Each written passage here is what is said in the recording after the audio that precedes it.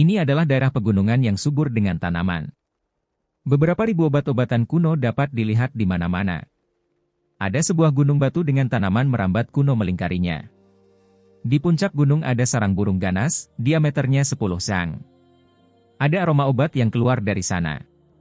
Si Hao menempati sarang burung, bersembunyi di sarang elang emas, sedang merebus tanaman obat. Ada 3 naga buaya juga, dan setelah kulitnya dikuliti, mereka dimasukkan ke dalam sup obat. Ramuan obat dicampur dengan aroma daging, baunya agak aneh, tapi si Hao tidak bisa pilih-pilih saat ini. Pemulihan tubuhnya adalah yang paling penting, jadi betapapun buruk rasanya, dia tetap harus menelannya. Ini adalah masa damai yang jarang terjadi. Sudah 2 hari sejak dia melarikan diri dari ras centaur, dan selama itu, dia tidak berhenti sejenak, selalu lolos dari serangan. Ketika dia sampai di punggung bukit ini, dia secara tak terduga menemukan banyak tanaman obat. Dia membunuh 3 dewa naga buaya yang sebenarnya, dan kemudian bergegas untuk mengobati luka-lukanya. Saya harap para dewa surgawi datang nanti, kata si Hao. Ramuan obat dan daging naga buaya telah selesai direbus. Dia melahapnya dengan suapan besar. Kemudian, energi darah melonjak, menutupi dirinya sepenuhnya. Dia melakukan semua yang dia bisa untuk pulih. Seseorang dapat melihat retakan menutupi tubuh berharganya yang berkilauan satu demi satu, retakan yang secara tak terduga membentang hingga ke dalam tubuh, mencapai organ dalamnya. Tulang perak kulit emas, setiap kali si Hao mengoperasikan energinya, ada keadaan seperti ini. Ini adalah perwujudan dari dagingnya yang dibudidayakan hingga puncak alam budidaya ini. Sayangnya, meski dengan tulang perak berkulit emas, luka menutupi tubuhnya seperti jaring, bisa pecah kapan saja. Kali ini, dia benar-benar terluka parah. Mula-mula dia menderita luka dao yang parah akibat budidaya isolasinya, dan kemudian dia menderita karena serangan Jun Dao dan Raja Negeri Surgawi, sehingga tulang depan dan jantungnya tertusuk. Setelah itu, dia bahkan dikejar oleh para dewa surgawi, terus-menerus mengalami luka serius. Jika itu orang lain, mereka pasti sudah lama mati. Lupakan bertahan selama ini, hidup lebih dari 1 jam sudah merupakan keajaiban. 2 helai energi abadi melilitnya, menyatukan tubuhnya yang rusak, mencegahnya agar tidak benar-benar hancur. Energi darah yang bergolak melonjak.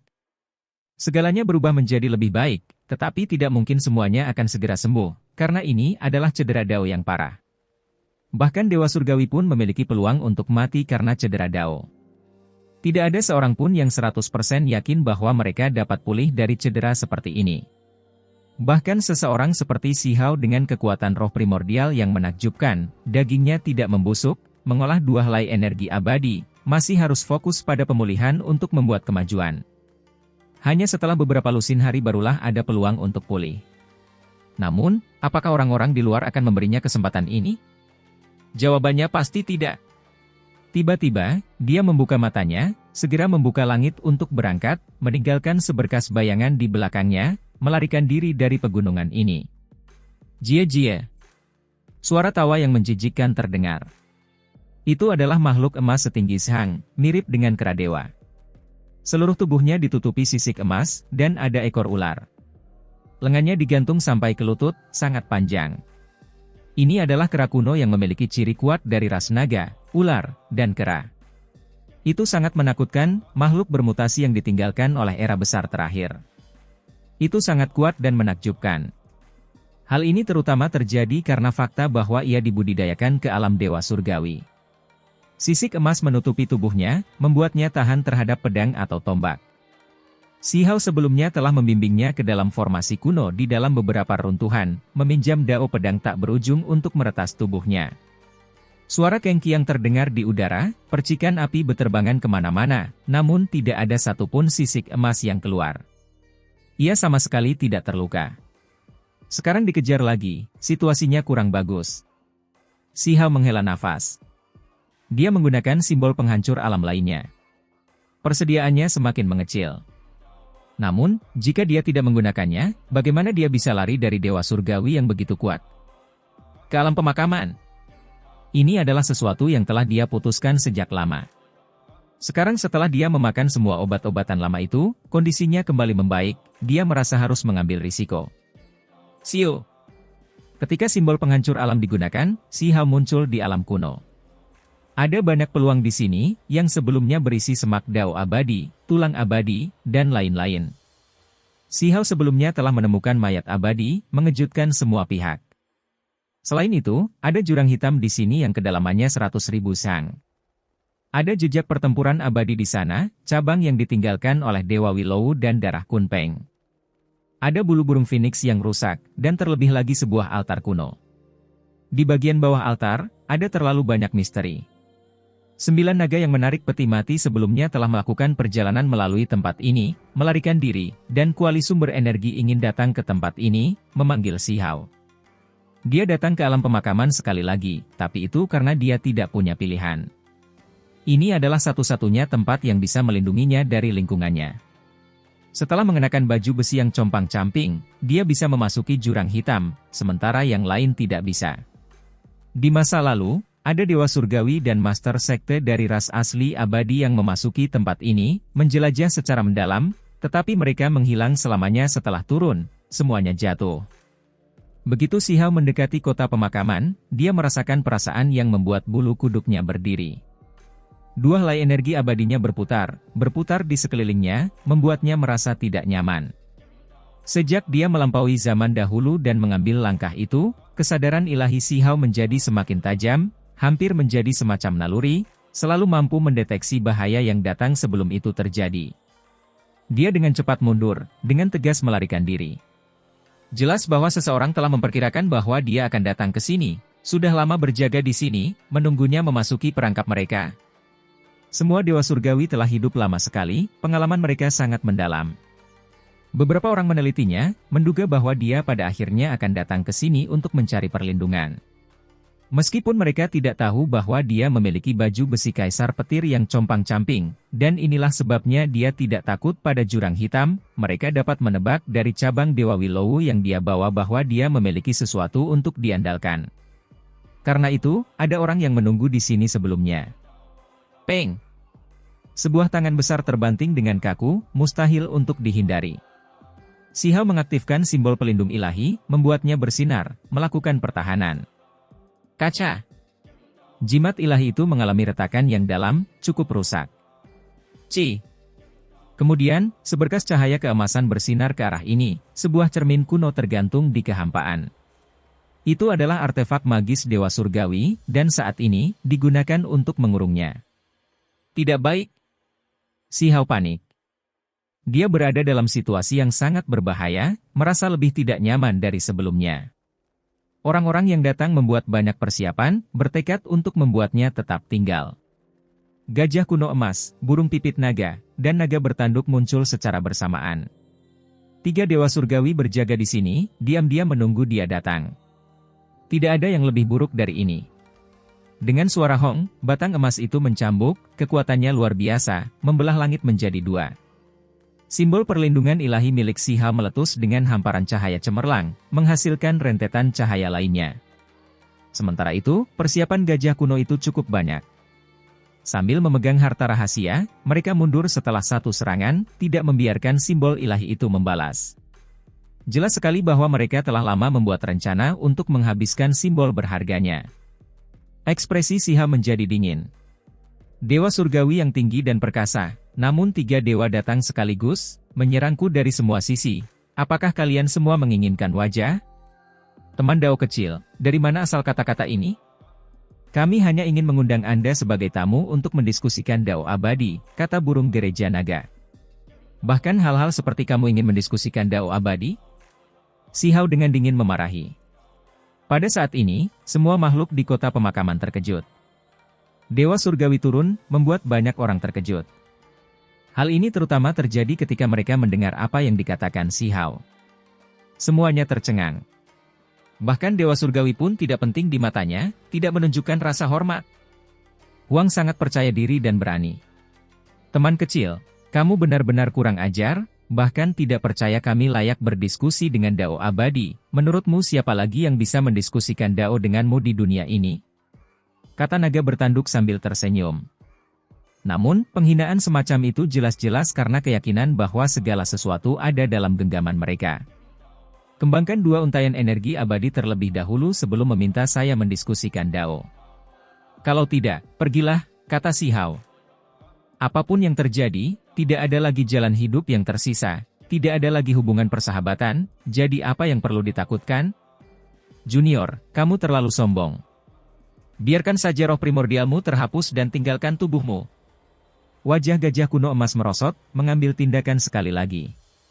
Si Hao diam-diam mengeluarkan sepotong tulang putih berkilau, memegangnya di telapak tangannya. Tepatnya adalah diagram 10.000 roh. Dia merasa simbol pelindung ilahi mungkin tidak mampu menahan lebih dari beberapa lusin serangan sebelum dihancurkan. Tulang ini berkilau dan halus, putih bersih seperti batu giok halus. Itu adalah bagian dari catatan primordial sejati, sesuatu yang sebelumnya menunjukkan kekuatan di alam bawah, berubah menjadi diagram langit, menghasilkan 10.000 roh. Kekuatan pertahanannya sangat mengejutkan dunia. Hanya saja, dia tidak tahu apakah kali ini dia masih bisa menunjukkan kekuatannya. Itu karena bagaimanapun dia mengaktifkannya, itu tidak ada gunanya. Itu hanya bisa bangkit kembali secara pasif. Ih, tidak bagus. Tiba-tiba gajah emas purba berteriak, tubuhnya berkerut, wajahnya menjadi gelap. Di saat yang sama, naga bertanduk juga gemetar, seluruh tubuhnya bergoyang maju mundur, hampir jatuh dari langit. Burung pipit naga terlebih lagi mengeluarkan seruan panjang, bulu-bulunya menyala, melakukan segala yang bisa dilakukannya untuk mempertahankan diri. Lagi pula, alam pemakaman ini bukanlah tempat yang bagus, bukan tempat yang bisa kita dekati dengan mudah. Kutukan itu aktif sebelumnya. Kita harus bergegas dan kembali. Mereka khawatir dan marah, tapi mereka juga sangat ketakutan. Setelah meninggalkan suku, setelah jangka waktu tercapai, ada bahaya bagi kehidupan mereka. Mereka harus segera kembali, kalau tidak mereka pasti akan mati. Kali ini melebihi ekspektasi mereka. Alam pemakaman memiliki terlalu banyak hal aneh, memiliki makhluk abadi yang mati, kekuatan kutukan yang ditinggalkan sangat kuat. Hong. Mereka tidak mau membiarkan semuanya berakhir seperti ini, bekerja sama untuk menangkap Si Hao. Kaca. Simbol pelindung ilahi menjadi semakin banyak retak. Hong. Pada saat yang sama, di jurang hitam kota pemakaman, kabut hitam melonjak ke langit. Itu sangat menakutkan. Ah! Burung pipit naga berteriak dengan sedih, separuh tubuhnya membusuk, bulu-bulunya rontok, hampir jatuh dengan kepala terlebih dahulu ke tanah. Ia merobek kekosongan, berbalik untuk melarikan diri. Alam pemakaman, tempat terkutuk. Naga bertanduk merasa kesal.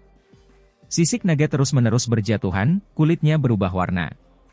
Ia juga melarikan diri untuk menyelamatkan nyawanya. Gajah emas kuno tidak mau membiarkan semuanya berakhir seperti ini. Tatapannya sangat kejam saat menatap Si Hao. Namun, itu tidak bisa menghentikan perubahan warna yang muncul di tubuh emasnya. Ia mengeluarkan teriakan panjang, lalu berlari. Si Hao tercengang. Dia menyingkirkan diagram 10.000 roh. Sebenarnya ada hal seperti ini yang terjadi. Dia dengan cepat terbang keluar dari jurang hitam. Ketika dia tiba di sini, dia tidak bisa menahan diri untuk tidak menghirup udara dingin. Kabut hitam bergolak keluar, membuat orang merasa kedinginan. Tidak ada cara untuk mendekat. Selain itu, dia menemukan formasi Dewa Surgawi di sini yang sebelumnya telah diatur oleh ketiganya, menunggu dia untuk bergegas masuk. Tidak ada cara untuk memasuki tempat ini. Kemungkinan besar karena mereka dengan terburu-buru mengatur formasi di sini, memicu kekacauan seperti ini. Si Hao berkata pada dirinya sendiri. Saat ini, seluruh kota berada dalam kekacauan besar, banyak penduduk asli abadi berteriak dengan sedih, melarikan diri untuk hidup mereka. Kabut hitam sangat mematikan bagi mereka. Banyak dari mereka yang langsung berubah menjadi genangan darah. Si Hao juga tidak berani tinggal lama di sini. Dia juga berlari. Hari itu, lembah abadi sangat terguncang. Alam pemakaman berada dalam kekacauan, 3 dewa surgawi menderita kutukan, membuat semua orang terkejut. Banyak penduduk asli merasakan hawa dingin di punggung mereka. Selain itu, pada hari yang sama, semua dewa surgawi yang meninggalkan sukunya kembali, bersembunyi, untuk sementara tidak berani keluar lagi. Itu karena ketika mereka menghitung waktunya, mereka menyadari bahwa masa kutukan mereka akan segera tiba, dan mereka harus kembali ke sukunya untuk menetralisirnya. Kalau tidak, mereka mungkin akan mati di luar. Meski mereka segera kembali, mereka tetap harus membayar mahal sambil melawan kutukan dalam pengasingan. Ini adalah kali terakhir Immortal Ancient dibuka. Ketika era ini berlalu, tidak ada yang tahu apa yang akan terjadi di negeri kuno ini. Itulah sebabnya beberapa dewa surgawi menjadi gila.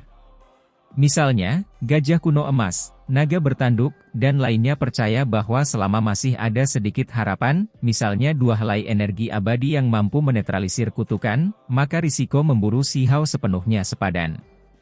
Di dunia kecil tertentu, di wilayah pegunungan, bangunan bisa dilihat di mana-mana. Setelah diperiksa lebih dekat, mereka terbuat dari perunggu, penampilannya kuno. Yang di tengah sungguh luar biasa megah, gayanya luar biasa. Jika ada master sekte alam yang lebih tinggi di sini, mereka pasti akan terkejut. Jenis pemandangan ini sangat mirip dengan istana abadi, hanya saja terlalu mirip. Kutukanmu seharusnya sudah berkobar. Sekarang giliranku untuk pindah. Di istana perunggu, seorang laki-laki bangkit. Yang mengejutkan adalah ketika dia keluar dari istana kuno, seorang tetua di platform Dao yang jauh membuka matanya, auranya mirip dengannya, bahkan penampilannya pun mirip. Hanya saja, yang satu adalah dewa surgawi, sudah agak tua, sementara yang lainnya seperti seorang pemuda yang telah mencapai tingkat sempurna dari alam api ilahi. Untaian roh primordial terpisah, merebut tubuh orang aneh kuno, sepertinya pada akhirnya, aku, Dikun, masih belum bisa melepaskan ambisiku. Bahkan setelah tinggal di Immortal Ancient, saya masih ingin membuktikan diri, menggunakan tubuh muda untuk mengembangkan energi abadi, apakah itu sepadan dengan masalahnya? Dua orang, satu tua, satu muda, membuka mulut pada saat bersamaan. Adegan seperti ini membuat orang ngeri. Dia adalah Dikun, yang sebelumnya merupakan pewaris istana abadi yang paling kuat, tidak ada lawan di seluruh alam yang lebih tinggi. Semua rekannya memperlakukannya seperti seorang penguasa, mengakui dia sebagai orang nomor satu di dunia. Karena beberapa alasan, dia tinggal di Immortal Ancient, tidak pergi, berkultivasi ke alam dewa surgawi. Selain itu, di era tertentu, dia mengirimkan serangkaian kehendak ilahi, merebut tubuh orang aneh kuno, dan memperoleh cangkang daging kedua yang menakutkan. Dia telah menekan daging kedua ini sepanjang waktu, tidak menerobos sehingga memungkinkannya bersaing dengan para jenius yang memasuki Immortal Ancient dari dunia luar. Kenapa aku malah mempermasalahkan hal ini? Mungkin aku harus berganti tubuh dan membalas dendam pada Dicong, mendapatkan tubuh musuhnya dan menggunakannya untuk diriku sendiri. Tubuh mudanya menghilang, sedangkan tubuh lamanya juga berdiri. Mengobati luka, menerobos, aku harus melampaui. Pada saat ini, Sihao terus mengoperasikan teks tulang untuk mengobati lukanya.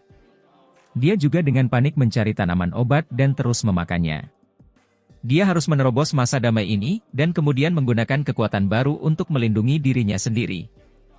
Demi pulih secepat mungkin, dia berinisiatif menyerang, menjarah beberapa rumah lelang penduduk asli. Misalnya, Gajah Emas, Naga Bertanduk, dan rumah lelang yang dikelola oleh klan lain semuanya dirampok habis-habisan, kerugiannya besar. Sayangnya, dia tidak menemukan satupun batang obat ilahi. Meskipun obat-obatan suci efektif, efeknya terlalu lambat. Kemudian, dia bersembunyi lagi untuk mengobati lukanya. Untuk ini, dia tidak ragu-ragu memasuki tempat-tempat yang bahkan penduduk asli pun takut untuk mendekat, memasuki beberapa dunia kecil yang aneh. Meskipun demikian, dia tetap ditemukan, karena selalu ada dewa sejati yang melihat sekeliling. Berbagai burung dewa, anjing pemburu naga, dan makhluk lainnya semuanya ahli dalam melacak target. Alam gelap, tempat di mana kutukan diketahui sangat serius. Dunia kecil ini sangatlah besar, jumlah rasnya banyak, namun semuanya menjadi gila, atau lebih tepatnya, menderita kutukan yang terlalu parah, membuat mereka kehilangan kebijaksanaan, hanya naluri primordialnya yang tersisa. Terlepas dari apakah itu dewa surgawi atau makhluk normal di sini, mereka semua memasuki kondisi gila. Biasanya, mereka bersembunyi di sini tanpa keluar, tetapi begitu mereka khawatir, mereka akan mulai beraktivitas. Alasan Sihao memilih untuk datang ke sini justru demi menahan para dewa surgawi itu, membuat mereka merasa menahan rasa takut. Namun, hanya dalam waktu setengah hari, ada orang yang menemukannya. Itu adalah seorang anak muda yang mengenakan jubah perak halus yang terbuat dari jalinan sutra alami salju. Pengerjaannya sangat indah, dan dia juga tampan. Auranya tinggi dan tinggi, memancarkan temperamen yang tidak tergesa-gesa. Kamu adalah Huang itu? Dia dengan tenang bertanya. Benar. Dan Anda? Si Hao menjawab. Saya Dikun. Laki-laki berjubah perak meletakkan tangannya di belakang punggung, berbicara dengan tenang. Ada tipe gaya yang tak terlukiskan. Matanya dalam saat mengabaikan si Hao. Meskipun mereka berdua adalah pria muda, dia jelas tampak agak tidak cocok dengan dunia ini, seolah-olah dewa surgawi berdiri di sana dan memandang rendah si Hao, tidak menganggapnya sebagai orang penting sama sekali. Namun, kultivasi aslinya mirip dengan si Hao, tidak terlalu tinggi dan perkasa. Saya membunuh seseorang bernama Di Chong, kata si Hao. Itu adalah keturunanku, di dalam tubuhnya mengalir sedikit darah abadi. Kata Dikun dengan tenang. Ras yang memiliki darah abadi mengalir melaluinya. Si Hao mencibir. Lalu, dia melihat orang di depannya. Mungkinkah orang aneh kuno yang tinggal di Immortal Ancient? Memang, Di Chong seperti diriku. Sebagai keturunan abadi, garis keturunannya sangat berharga, tapi sebenarnya dibunuh olehmu. Dikun melepaskan pandangan lembut. Lalu, ekspresinya menjadi dingin. Dia memandang si Hao dan mulai memeriksanya dengan cermat, tetapi ada semacam dominasi. Kamu bisa mati sekarang. Suruh roh primordialmu pergi dan tinggalkan tubuh daging. Anda punya pilihan untuk bunuh diri.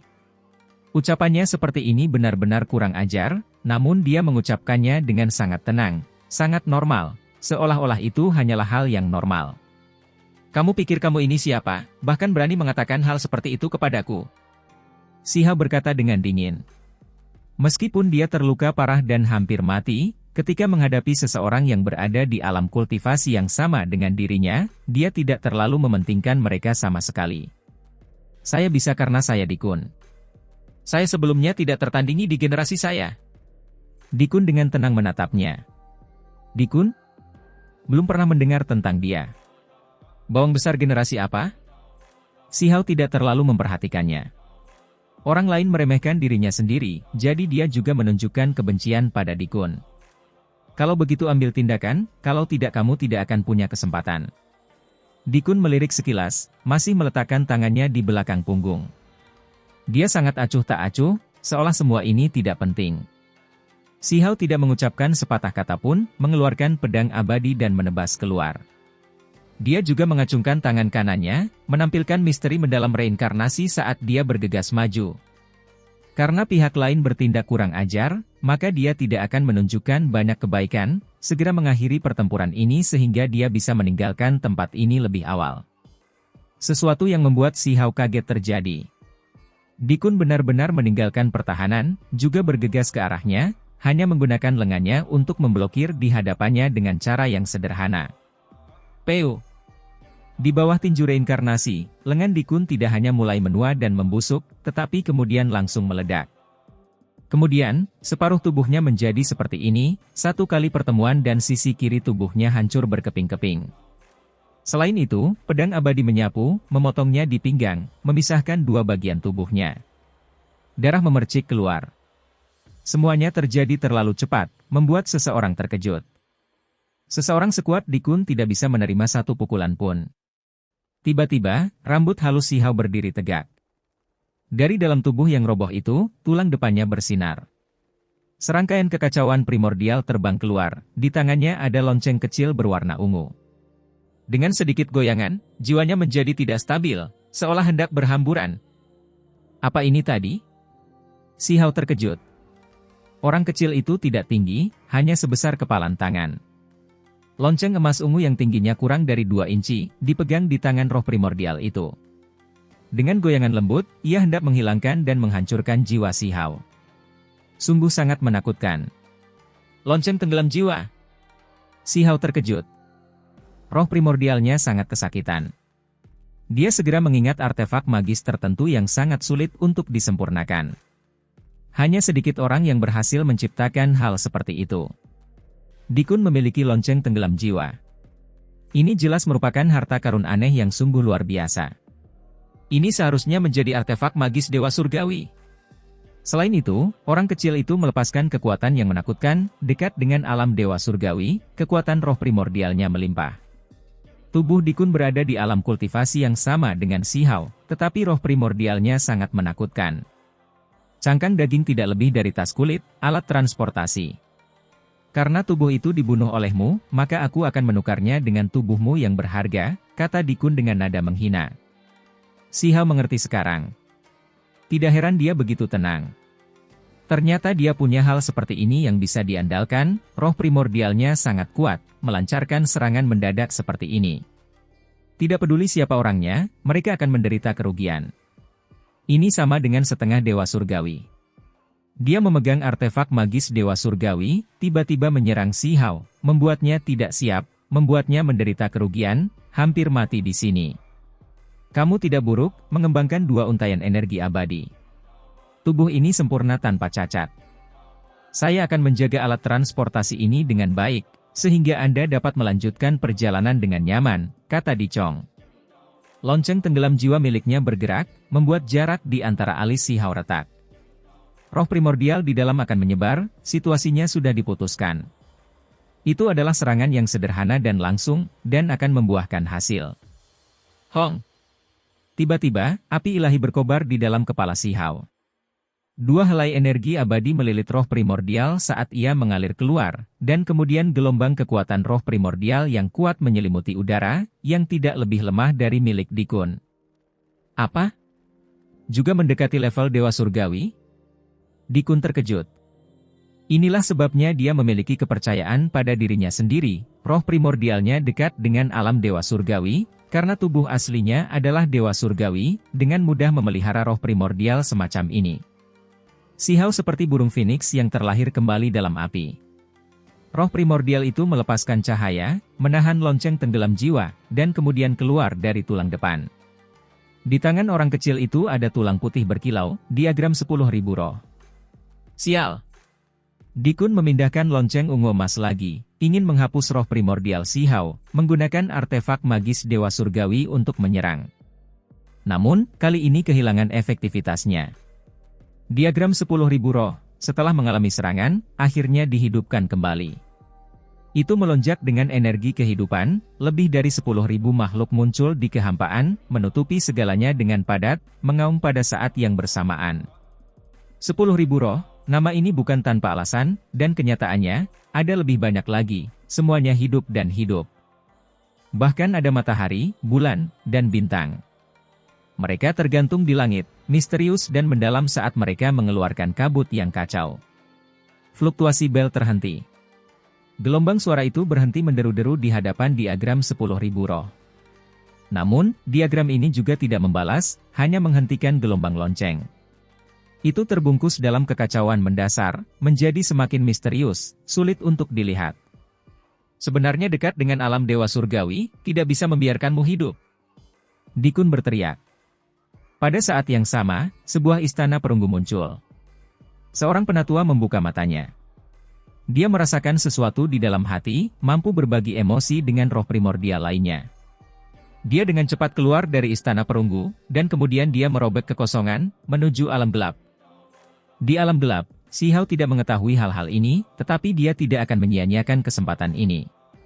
Dengan diagram 10.000 roh di tangannya, dia menampar roh primordial itu, menggunakan tulang putih berkilau untuk melancarkan serangan paling mengerikan. Sial! Dikun dan lonceng tenggelam jiwa mencoba memblokirnya, tapi itu tidak cukup. Ketika diagram 10.000 roh turun, bel ini dibunyikan hingga bergetar dan menjadi tumpul. Lonceng ini memiliki semangat, dan saat ini, ia berada dalam ketakutan yang luar biasa. Ia menggigil ketakutan di hadapan diagram 10.000 roh. Satu-satunya hal yang beruntung adalah diagram 10.000 roh tidak pernah menunjukkan kekuatannya. Hanya digunakan oleh Si Hao seperti batu bata, menghantam Dikun dengan kejam. Sial! Akhirnya, lonceng tenggelam jiwa yang kehilangan efektivitasnya diterbangkan. Si Hao dengan panik memukuli Dikun, berteriak, bertingkah sombong, tapi tidak lebih dari ini, apa yang sedang kamu mainkan? Hong! Di bawah pengaruh diagram 10.000 roh, roh primordial Dikun hampir tersebar. Dengan suara peng, Si Hao mengangkat Dikun yang terluka parah sekaligus, lalu dia menampar dengan satu tangan dan tangan lainnya secara berurutan, segera membuat mulutnya menjadi bengkok. Suara pipa terdengar di udara. Ah! Di kejauhan, terdengar raungan kemarahan. Tubuh asli Dikun menjadi gila, tidak bisa mempercayai apa yang terjadi. Meskipun dia tidak peduli dengan roh primordial itu, saat ini, dia merasa seolah-olah hal itu terjadi pada tubuh aslinya. Kenyataannya, dia juga merasakan perasaan ditampar wajahnya. Shua! Roh primordial Sihao dengan cepat kembali, menggunakan telapak tangannya untuk menangkap roh primordial itu, terus mengalahkannya. Mulut besar roh primordial itu dipukul dengan kekuatan reinkarnasi, dan sudah hampir menyebar. Di kejauhan, Dikun yang asli sedang melihat bintang-bintang, amarahnya membara dengan ganas. Energi yang mengerikan mengalir ke awan di langit. Dia dengan cepat mengejarnya. Sihao melarikan diri. Dia tahu bahwa dunia kecil ini memiliki banyak rahasia, mengandung kekuatan kutukan yang kuat dan hal lainnya. Bahkan Dewa Surgawi pun tidak mau menginjakkan kaki di sini. Balapan dengan darah abadi, hanya bocah nakal yang wajahnya perlu ditampar. Sihao mengalahkan roh primordial sambil terbang mundur. Nak, aku tidak akan membunuhmu, tapi apakah kamu sudah hidup selama beberapa puluh ribu tahun? Aku akan membuat kamu menginginkan kematian tetapi tidak bisa mendapatkannya. Kamu sangat menderita selama bertahun-tahun. Tubuh asli Dikun menunjukkan kebenciannya, berteriak dari belakang. Ada tebing curam di depan. Di baliknya terdapat sebuah telaga yang berwarna hitam pekat seperti tinta, rasa dinginnya seolah mampu membekukan dan menghancurkan jiwa seseorang. Ada beberapa runtuhan istana di tepi pantai. Setelah sampai di sini, lupakan Sihao, bahkan tubuh asli Dikun pun terasa tidak nyaman, seluruh tubuhnya terasa seperti terpotong oleh pisau, kulitnya kesakitan. Gelombang energi mengerikan yang mengerikan meresap ke dalam tulangnya. Danau nyamuk kekacauan. Dikun menggigil dalam hati, dengan cepat menghentikan dirinya. Sihao tahu kemana tujuannya. Dia sebelumnya pernah mendengarnya.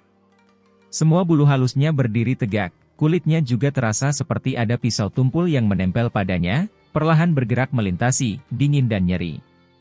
Seolah-olah ada binatang prasejarah di dalam danau itu, membuka mulutnya yang besar, menunggu orang untuk melompat ke dalamnya. Anak muda, apakah kamu tidak akan terus berlari? Dikun mencibir. Tua, untuk apa kamu begitu sombong? Apakah kamu sedang mencari pemukulan? Sihao melihat tubuh asli Dikun di kejauhan. Setelah mengatakan ini, dia mengambil roh primordial di depannya, memukul mulutnya lagi. Hong! Dikun sangat marah hingga paru-parunya terasa seperti meledak. Dia mengirim telapak tangan menampar ke depan, marah sampai asap keluar dari ketujuh lubang. Dia sudah hidup lama sekali, tapi ini pertama kalinya seseorang memukul mulutnya. Seluruh tubuhnya gemetar.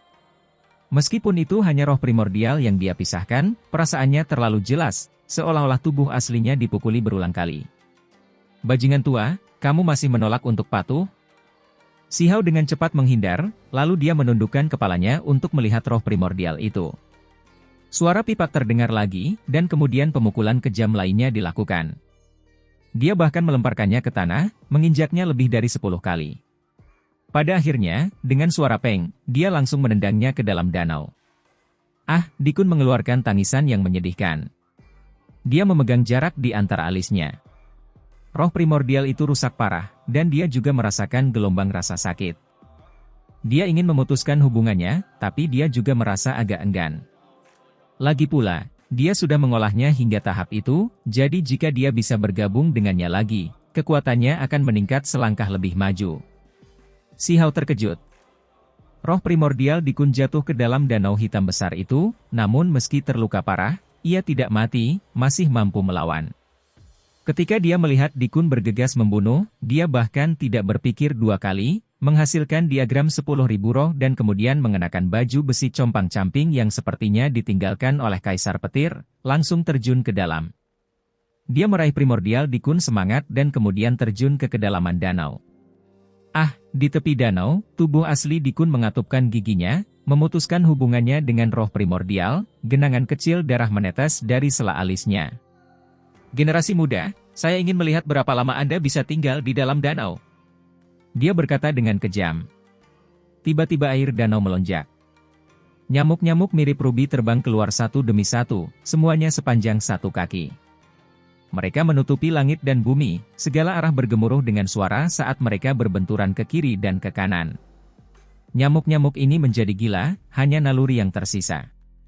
Mereka kehilangan kecerdasan, tetapi kebanyakan dari mereka memiliki kekuatan alam api ilahi, membuat gerombolan ini sangat menakutkan. Saat mereka terbang, mereka membawa gelombang kekuatan kutukan. Ekspresi Dikun berubah, terus-menerus mengambil langkah mundur. Segera setelah itu, suara gemetar sayap terdengar lagi. Puluhan ribu nyamuk keluar dari permukaan danau, semuanya sepanjang 1 meter. Tubuh mereka bersinar, semuanya berada di alam dewa sejati.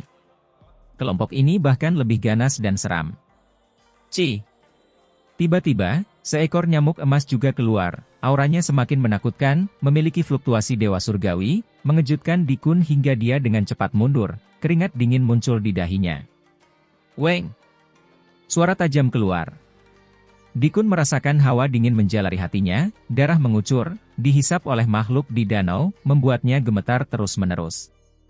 Ada 2 ekor nyamuk yang mengeluarkan energi kacau, tidak lebih besar dari seukuran telapak tangan, tapi mereka lebih kuat dari semua nyamuk lainnya.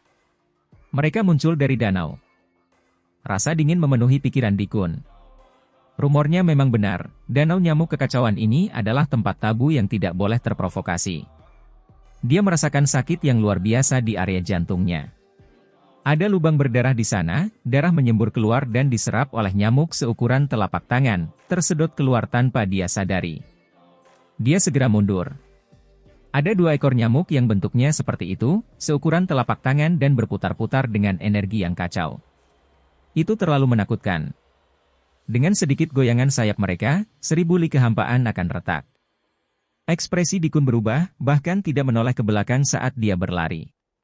Namun, selama proses ini, keempat anggota tubuhnya mengeluarkan darah, menghasilkan beberapa lubang berdarah.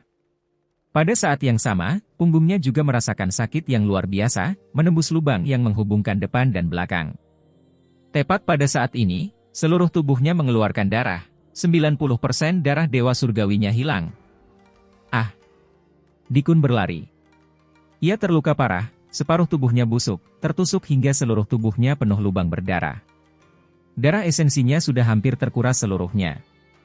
Jika bukan karena sepasang nyamuk kuno yang sudah lama kehilangan kesadaran diri, kini hanya memiliki naluri kabur, pasti akan sulit bagi Dikun untuk lolos dari kematian. Energi kekacauan melonjak, 2 ekor nyamuk berputar-putar di sekitar permukaan danau, lalu dengan suara peu, mereka memasuki danau hitam besar itu lagi, lalu menghilang.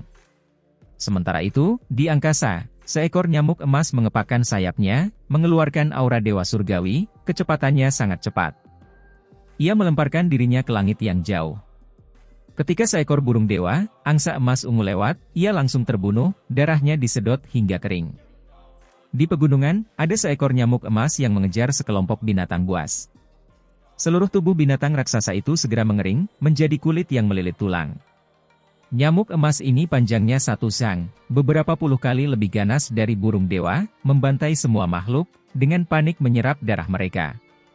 Selain itu, peristiwa yang lebih menyedihkan lagi menunggu untuk terjadi. Di belakang mereka, nyamuk perak berjumlah puluhan ribu, nyamuk berwarna darah bahkan lebih memenuhi dunia, menutupi langit, menelan bumi yang besar. Terlepas dari apakah itu burung terbang atau binatang berjalan, selama nyamuk-nyamuk ini menutupi mereka, mereka akan berubah menjadi kerangka, semua esensi daging lenyap. Baru setelah sekian lama berlalu barulah nyamuk kembali memasuki danau berwarna hitam, mengembalikan kedamaian di tempat ini. Dikun pergi, lalu dia kembali. Wajahnya jatuh. Tubuhnya penuh dengan lubang berdarah, dewa surgawinya hampir mati di sini. Dia kehilangan 90% darah esensinya secara sia-sia. Itu terlalu menyedihkan. Selain itu, dia bahkan kehilangan roh primordialnya dan benar-benar kehilangan koneksi dengannya. Hal ini terutama terjadi ketika dia mengingat bagaimana serangga memukulnya dengan kejam, mulutnya yang besar mengeluarkan suara pipak, hampir membuatnya muntah darah. Pembuluh darah di dahinya melonjak, benar-benar ingin menghancurkan danau ini dengan satu tamparan. Serangga, Huang. Sebagai dewa surgawi, sudah berapa tahun sejak emosinya berfluktuasi seperti ini? Saat ini, wajahnya jahat, sebenarnya ingin melakukan apapun yang dia bisa untuk menyelamatkan nyawa anak muda itu, tidak ingin dia mati, semua agar dia bisa menyiksanya dengan baik di sisinya. Saya sangat berharap keajaiban terjadi dan Anda masih hidup. Dengan begitu, Aku bisa menghibur kamu dengan baik. Dikun tidak percaya si Hao bisa bertahan. Namun, dia adalah orang yang berhati-hati. Dia menatap danau hitam besar itu lama sekali, tidak mau pergi. Pada akhirnya, dia bahkan menyuruh beberapa murid dari klannya berdiri di sini dan mengawasi semuanya dengan cermat. Baru setelah itu dia benar-benar pergi. Adapun danau nyamuk kekacauan, terlalu banyak rumor yang beredar. Ada yang mengatakan bahwa saat itu, salah satu dari 10 suku ganas meninggal di sini, terkubur di dasar danau. Beberapa nyamuk menyerap esensi darah mereka, berevolusi dalam waktu yang tak ada habisnya, memperoleh dao yang agung. Ada juga rumor bahwa makhluk abadi dari zaman besar terakhir memiliki lawan yang dihancurkan di sini, berubah menjadi darah, membentuk danau hitam ini, sehingga memelihara sekelompok nyamuk yang jahat. Ada pula yang mengatakan bahwa danau hitam ini pada mulanya adalah tempat kotor dengan yin besar sejak awal dunia, tempat yang penuh dengan hal-hal yang tidak menguntungkan. Danau itu sedingin es, dan bahkan dengan baju besi misterius, dagingnya masih terasa seperti dikupas oleh pedang. Ini adalah energi amat buruk tak berbentuk yang menyerang otot dan tulangnya, menekan organ-organ dalamnya. Yang membuat kulit kepala mati rasa adalah nyamuk-nyamuk itu ada di mana-mana, bergerak melalui cairan hitam dan lengket, menempel pada tubuhnya dan dengan gila-gilaan, menyerangnya. Hal semacam ini, semakin kecil 1 kaki, semakin besar lebih dari 1 meter. Si Hao belum pernah melihat nyamuk sebesar dan seburuk itu. Baju besi yang compang-camping mengeluarkan suara kengkiang, sengatan tajam menyerangnya satu demi satu. Banyak nyamuk berkerumun, merayapi seluruh tubuhnya. Roh primordial Dikun tidak memiliki perlindungan baju besi yang compang-camping itu. Ia menjerit dengan sedih, satu demi satu tertusuk oleh mulut yang tajam, seluruh tubuhnya kesakitan, tak tertahankan. Nyamuk-nyamuk ini cukup istimewa, tidak hanya dapat menyerap darah, bahkan dapat melahap roh primordial. Sekarang setelah ratusan hingga lebih dari 1000 dari mereka berkerumun, hal itu meninggalkan rasa takut yang besar. Ia menggeliat dan berjuang. Dikun membuka mulutnya, meraung keras. Air danau berwarna hitam itu masuk ke mulutnya, menusuk indera keilahiannya seperti pedang. Semakin sulit baginya untuk bertahan. Namun, itu dekat dengan alam dewa surgawi. Roh primordialnya masih sangat kuat, melakukan segala yang bisa dilakukan untuk melawan, menghancurkan hamparan serangga sampai mati, hanya saja, ketika seberkas cahaya keemasan menembus, dia segera menjadi tidak bergerak. Itu adalah nyamuk emas dengan aura dewa surgawi. Mulutnya yang berbentuk jarum tak terbendung. Segera setelah itu, Dikun meninggal, roh primordialnya dikelilingi oleh serangga, dengan cepat tersedot hingga bersih. Si Hao menyaksikan adegan ini dengan jelas, merasakan kulit kepalanya mati rasa. Roh primordial yang begitu kuat ditangani dengan begitu cepat. Benar saja, daging adalah akarnya. Begitu ia kehilangan perlindungannya, tidak peduli seberapa kuat roh primordialnya, ia akan tetap layu, akan tiba saatnya ia akan gagal. Sekarang bukan waktunya untuk bersimpati pada Dikun. Dia sendiri juga berada dalam situasi berbahaya. Nyamuk yang tak terhitung jumlahnya mengunyahnya, baju besi itu mengeluarkan suara kengkiang, percikan api beterbangan kemana-mana. Meskipun baju besi ini luar biasa, baju besi ini sudah compang-camping dan banyak lubangnya. Banyaknya mulut yang tajam membawa bahaya yang mengancam nyawanya. Si Hao menolaknya. Armornya bersinar, dan berkilau. Lubang-lubang itu memiliki pusaran kekuatan ilahi, yang menghancurkan beberapa bagian mulutnya, namun masih ada beberapa lubang tajam yang menembus dagingnya. Benar-benar tidak ada cara untuk bertahan melawan hal ini. Lukanya terlalu parah, tidak berdaya untuk melakukan apapun. Apakah aku akan mati di sini? Pikiran si Hao menjadi dingin. Dia tidak berani menyentuh simbol perlindungan ilahi untuk mengagetkan serangga-serangga emas tingkat dewa surgawi itu, dan bahkan lebih takut memprovokasi nyamuk kuno kekacauan. Diagram 10.000 roh diam dan tanpa suara, tidak menunjukkan reaksi sedikit pun. Dia menyimpannya sambil menghela nafas. Dia menghasilkan tungku pil, menuangkan air sungai surgawi. Petir menyambar, menghancurkan hamparan nyamuk. Ada lebih banyak lagi kekuatan kutukan yang menyebar keluar, menyapu kemana-mana. Hal ini menimbulkan keributan besar. Tidak hanya serangga tingkat dewa emas surgawi yang melihat ke atas, bahkan 2 nyamuk kuno pun bergerak, mengangkat kepala mereka. Tidak baik. Ekspresi Si Hao segera berubah. Tubuh asli di Kun ada di luar, sementara danau itu dipenuhi serangga padat, itu benar-benar masalah baik di dalam maupun di luar tanpa jalan kehidupan. Weng! Tiba-tiba, nyamuk kuno kekacauan bergerak, bergegas ke sini. Si Hao menghela nafas. Dia menetapkan tekadnya, memegang diagram 10.000 roh di satu tangan dan jimat kuno di tangan lainnya. Ini adalah jimat yang dia temukan di samping 9 naga yang sedang menarik reruntuhan peti mati, tapi dia tidak pernah tahu apa fungsinya. Weng! Namun kecepatan nyamuk semrawut itu sangat cepat, hampir sampai dalam sekejap, bagian mulutnya sudah beberapa kali menusuk. Satu-satunya hal yang beruntung adalah ia kehilangan kecerdasannya, dalam keadaan pusing. Itu tidak mengenai daging Si Hao, pertama kali menghantam baju besi compang-camping yang berhubungan dengan Kaisar Petir, mengirimkan bunga api beterbangan, menghancurkan air danau. Kedua kalinya, ia mendarat di diagram 10.000 roh, mengeluarkan suara kengkiang, membuat tempat ini sekali lagi meletus. Diagram 10.000 roh bersinar, melepaskan hamparan energi kacau. Segala jenis makhluk muncul, membuat serangga kuno ini mundur karena terkejut, merasa sangat terkejut. Diam-diam, nyala api muncul dari dalam tubuh Si Hao, membakar air danau hitam di dekatnya. Pemandangan itu sangat aneh. Nyamuk kuno kekacauan lainnya telah tiba, tetapi ketika melihat pemandangan ini, ia gemetar, mundur juga, tidak berani mendekat. Pada akhirnya, mereka semua mundur, bahkan nyamuk tingkat Dewa Surgawi Emas pun ketakutan saat mundur. Ada semacam ketakutan naluriah alami terhadap diagram 10.000 roh.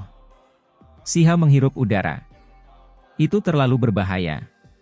Jika bukan karena kesadaran spiritual serangga-serangga ini menjadi kabur, kehilangan indera keilahian mereka sebelumnya, dan hanya naluri mereka yang tersisa, maka hal itu akan jauh lebih merepotkan. Jika itu adalah Dewa Surgawi biasa, mereka akan terus menyerang, bukan mundur karena naluri alami mereka. Kemudian, beberapa bak tingkat atas menghilang. Nyamuk-nyamuk lain juga bergerak dengan berisik, pergi ke kejauhan, tidak lagi mengelilinginya. Si Hao terkejut. Krisis yang berbahaya telah berakhir untuk sementara. Dia tidak pergi, tetap di sini dengan tenang tanpa bergerak untuk memulihkan tubuhnya yang terluka. Ini adalah tempat damai yang langka di mana dia tidak akan dikejar oleh para dewa surgawi dari dunia luar. Namun, tempat ini bukanlah tempat budidaya yang baik, energi yang sangat buruk sangat kental. Selain nyamuk yang menyukai energi yin yang jahat, semua makhluk lain akan merasa tidak nyaman di sini. Setelah waktu yang lama berlalu, bahkan para dewa sejati pun tidak dapat menahannya lebih lama lagi, tubuh mereka terasa seperti akan retak. Sedangkan nyamuk-nyamuk ini dilahirkan di air danau yang berwarna hitam, sehingga tidak takut dengan energi yang sangat buruk. Meskipun demikian, Si Hao tetap tidak pergi. Dia diam-diam menahannya, menggerakkan darah esensi tubuhnya perlahan untuk pulih.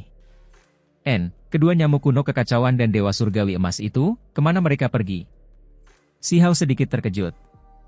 Dalam sekejap mata, dia tidak bisa lagi merasakan aura mereka. Jelas sekali bahwa di kedalaman danau ada sesuatu di luar imajinasinya. Nyamuk-nyamuk yang kuat itu tenggelam ke dasar danau. Si Hao tidak mempedulikannya, malah merasa lebih nyaman, mulai mengobati lukanya. Begitu saja, beberapa hari berlalu, luka-lukanya sedikit menutup, tapi kemudian beberapa di antaranya terkoyak oleh energi yang sangat buruk, menempatkannya dalam kondisi seimbang.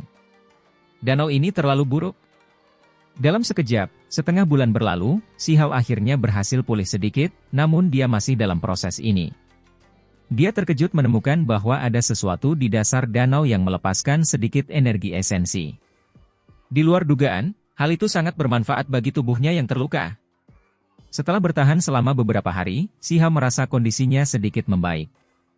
Dia mengatupkan giginya, menuju lebih dalam ke kedalaman danau. Dunia luar sedang gempar. Lebih dari 20 hari telah berlalu. Huang dikejar oleh para dewa surgawi, memasuki alam gelap, lalu menghilang. Ini menjadi titik fokus pembicaraan semua orang. Sayang sekali, Huang meninggal begitu saja, seorang talenta muda mati sebelum waktunya. Dia bahkan mengembangkan 2 helai energi abadi di era yang hebat ini, benar-benar bakat luar biasa. Apakah dia benar-benar mati? Mungkin dia masih hidup. Lelucon yang luar biasa. Setelah memasuki danau nyamuk kekacauan, siapa yang bisa keluar hidup-hidup? Sejak zaman kuno, begitu banyak tokoh besar memasuki danau tetapi tidak pernah kembali, dua nyamuk kuno kekacauan itu mungkin dihasilkan oleh mayat abadi, jadi bagaimana dia bisa menghentikan mereka? Saat ini, di Immortal Ancient, banyak orang menggelengkan kepala, percaya bahwa Huang sudah mati, tidak mungkin dia bisa hidup. Dikun datang dari Istana Abadi, dan setelah dia mengambil tindakan, dia pasti tidak akan memberinya kesempatan untuk hidup. Ini adalah balas dendam. Orang jenius dari 3.000 provinsi percaya bahwa Si Hao telah meninggal. Semua orang tahu bahwa Huang dan pewaris Istana Abadi berdiri dalam oposisi, pada akhirnya Di Chong malah terbunuh. Sekarang, tindakan Dewa Surgawi Dikun bukanlah hal yang tidak terduga. Sebelum berkuasa, bahkan orang jenius pun tidak bisa berbuat apa-apa. Bahkan jika dia mengembangkan dua untaian energi abadi, lalu kenapa? Jika dia mati, semuanya tidak berarti apa-apa. Beberapa orang bersukacita atas musibahnya. Dia mati pada akhirnya, hahaha. Dunia luar sedang gempar. Ketika King Yi mendapat kabar tentang ini, dia terdiam. Dia berdiri di atas tebing, tidak berbicara lama. Mata besar kelinci kecil itu bahkan lebih merah lagi, berkata, bencana itu sudah mati. Saya pikir bencana seharusnya tetap ada selama 1000 tahun. Brad, pergilah dengan tenang. Aku akan membalas dendam untukmu. Batu penyerang ilahi sangat marah.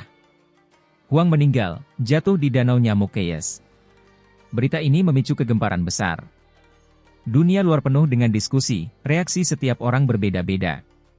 Di dasar danau, secercah cahaya bersinar. Si Hao membelalakan matanya karena terkejut. Dia menuju ke bawah sejauh 40.000 sang, baru kemudian dia mendekati dasar danau. Ini sungguh tidak terbayangkan. Sebuah danau sebenarnya sedalam ini. Itu, surga. 10 iblis? Naga, dan wanita itu, Si Hao terkejut. Sesampainya di dasar danau, ia melihat pemandangan yang membuat pupil matanya berkontraksi dengan cepat.